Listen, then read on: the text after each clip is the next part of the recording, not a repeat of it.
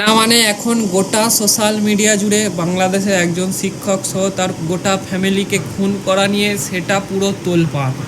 না মানে একটা গোটা ফ্যামিলিকে খুন, এর চেয়ে নোংরা খবর আর কিছু হতে পারে না। কিন্তু আমাদের রাজ্যে এক অন্যরকম কিছু চলে বেড়াচ্ছে। না মানে আমাদের রাজ্যে একদল কন্টেন্ট ক্রিয়েটার আছে যারা এই খুনটাকে মেন মুদ্রা করে কি করছে, মুসলিমদের নামে বদনাম করার চেষ্টা করছে। মানে সবাই নিজেদের মতো ভিডিও বানাচ্ছে, এই জিহাদিরা খুন করেছে, এই মোল্লারা খুন করেছে, এই চ্যাটকাটারা খুন করেছে, মানে আলাগি লেভেলে চলছে।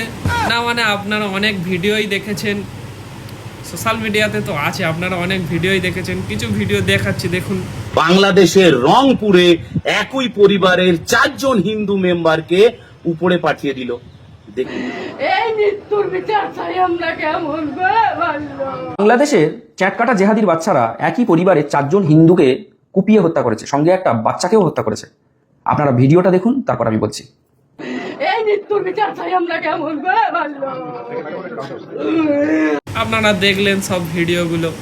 কিন্তু আর এক দল কন্টেন্ট ক্রিয়েটার, খুদ বাংলাদেশের মিডিয়ারা বলছে এই খুন মুসলিমরা করেইনি, ওরা যেসব খবর ছড়াচ্ছে সেগুলো ভুয়ো খবর, নো ফাউল। না মানে ওই দেশের পুলিশ তদন্তের রিপোর্ট অনুযায়ী ওই মাস্টারের ফ্যামিলিকে খুন করেছে সিদ্ধার্থ এবং মুগ্ধ নামে 2টি যুবক, আর সেই 2টি যুবক হচ্ছে হিন্দু যুবক।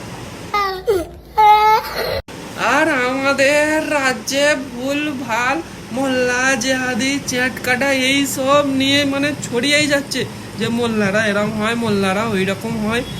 মানে একটু কিছু হলে ঘুরে ফিরে সেই মোল্লাদের পেছনে কাটি।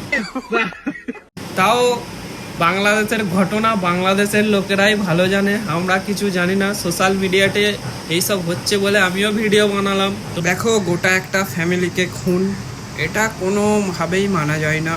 যেই খুন করে থাকুক না কেন তার উপযুক্ত শাস্তি হওয়া দরকার।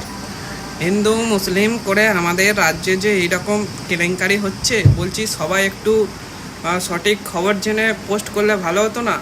Thank you.